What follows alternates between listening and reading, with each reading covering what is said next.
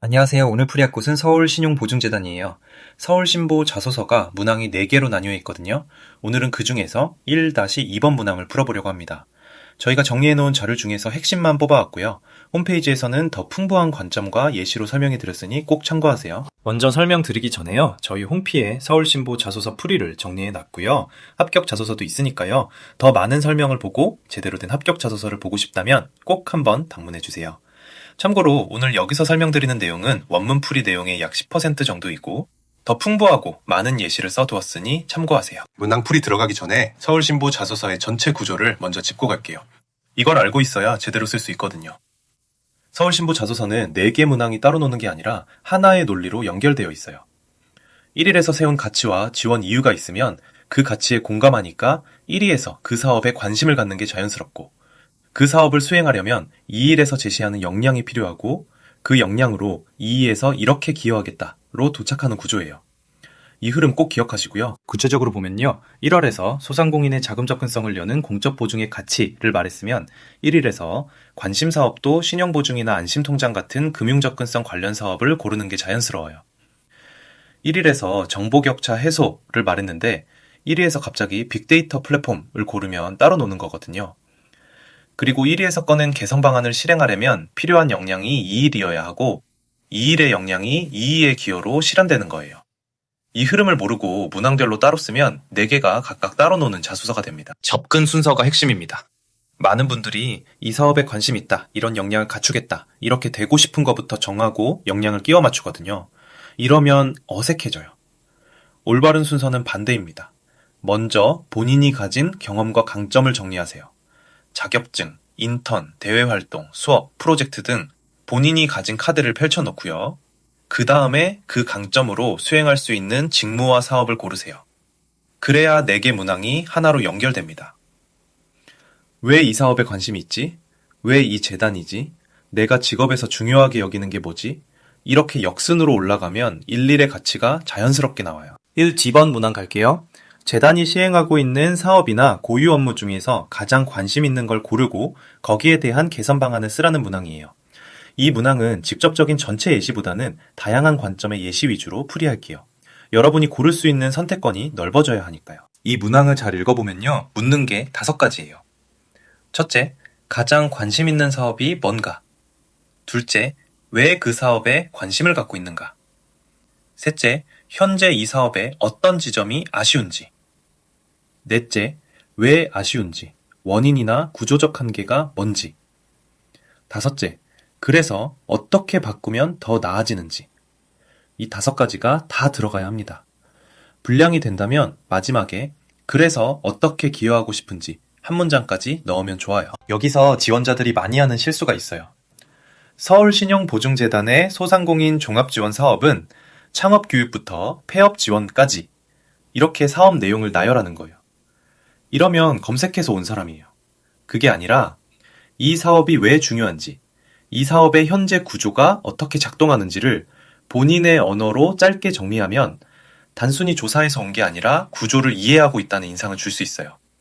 사업 설명은 2-3문장이면 충분합니다. 개선 방안을 쓸 때 아이디어가 충족해야 하는 요건이 4가지 있어요.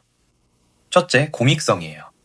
이 개선안이 소상공인 전체, 서울 경제 전체에 도움이 되는가? 특정 집단만 이득을 보는 아이디어는 공공기관 사업으로 부적절하거든요. 둘째, 지속성입니다. 일회성 이벤트가 아니라 매년 반복하거나 시스템으로 정착시킬 수 있어야 해요. 셋째, 사업성이에요. 공공기관도 한정된 예산으로 운영되니까 투입 대비 효과가 있다는 논리가 있어야 합니다.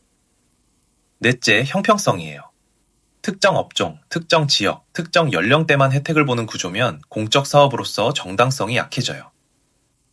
개선 방안을 쓴 뒤에 스스로 점검해보세요. 이 중 2가지 이상 만족하면 괜찮습니다. 그리고 사실 이게 더 중요한데요. 1위에서 고른 관심 사업과 개선 방안은 2위의 기여 포인트가 됩니다. 1위에서 이 사업의 이런 점을 이렇게 개선하면 좋겠다고 썼으면 2위에서는 그 개선을 내가 어떻게 실행하겠다로 이어져야 해요. 1위가 아이디어 제안이라면 2위는 그 아이디어의 실행 계획인 거죠. 거꾸로 말하면 1위에서 개선 방안을 쓸 때 이걸 2위에서 내가 기여하겠다고 연결할 수 있는가를 미리 생각해야 해요. 본인의 역량으로 실행할 수 없는 개선안을 1위에 쓰면 2위에서 연결이 끊기거든요. 지원 직무와 관심 사업의 방향이 맞아야 해요. 신용보증 직무에 지원하면서 관심 사업을 로컬 브랜드 상권 육성으로 쓰면 어색하거든요. 절대 안 된다는 건 아니지만 직무와 관심 사업의 방향이 맞을수록 이 사람이 들어와서 뭘 할지가 그려지잖아요. 신용보증 직무라면 보증심사 구조, 안심통장, 위기소상공인 조기발굴 쪽이 맞고요. 채권관리 직무면 대위변제 관리, 구상채권 해수, 재기지원 프로그램이 자연스럽고요.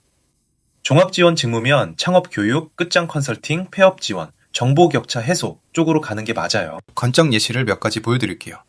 먼저 신용보증 관점에서 위기소상공인 조기발굴 사업이에요. 경영위기 알람 모형이라는 게 있거든요. 매출이 급감하거나 대출이 급증하는 시그널을 포착해서 위기소상공인을 사전에 발굴하는 사업인데요.